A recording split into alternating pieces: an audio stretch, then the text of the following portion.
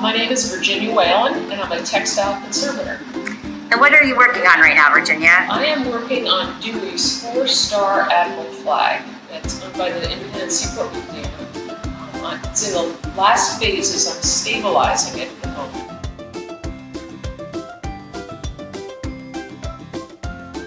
What I did first was wet clean it it wasn't in a depth of water, but just we sprayed a layer of a wash solution on it. And then that was followed by a layer of the rinsing solution, and we blotted it. We did this 5 separate times, with 5 different layers of water to get the soil off.